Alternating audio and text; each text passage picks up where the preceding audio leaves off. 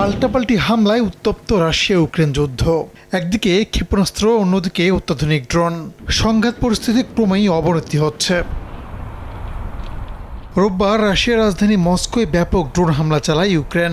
যুদ্ধ শুরুর পর মস্কো এটা কিয়েভের বৃহত্তম হামলা বলে দাবি করেছে পশ্চিমা গণমাধ্যমগুলো। কয়েকটি ড্রোন রাজধানীর শহরটির বিভিন্ন স্থানে আঘাত এনেছে, যদিও বেশিরভাগ ভূপাতিদের দাবি করেছে রুশ বাহিনী। শহরের মেয়র জানান, হামলার পর 3টি বিমানবন্দর সাময়িকভাবে বন্ধ করে দেওয়া হয়। কয়েক ঘন্টা পর এয়ারপোর্ট চালু হলেও এখনও সতর্ক অবস্থানে আছে কর্তৃপক্ষ। জবাবে ইউক্রেনের বন্দরনগরী ওডেসায় হামলা চালিয়েছে পুতিন বাহিনী। এতে ব্যাপক ক্ষয়ক্ষতি হয়েছে।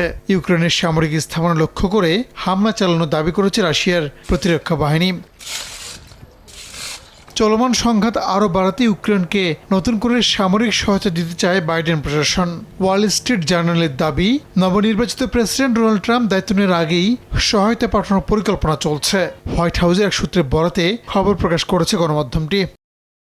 এদিকে যুদ্ধ শুরুর পর গেল অক্টোবরে সবচেয়ে বেশি রুশ সেনা হতাহত হয়েছে বলে জানিয়েছেন যুক্তরাজ্যের প্রতিরক্ষা প্রধান অ্যাডমিরাল টনি রাদাকিনের দাবি, গেল মাসে প্রতিদিন গড়ে 1,500 রুশ সেনার মৃত্যু হয়েছে। 2022-এ শুরু হওয়া যুদ্ধে এখন পর্যন্ত 7 লাখ সেনা হারিয়েছে রাশিয়া বলে দাবি করেন তিনি।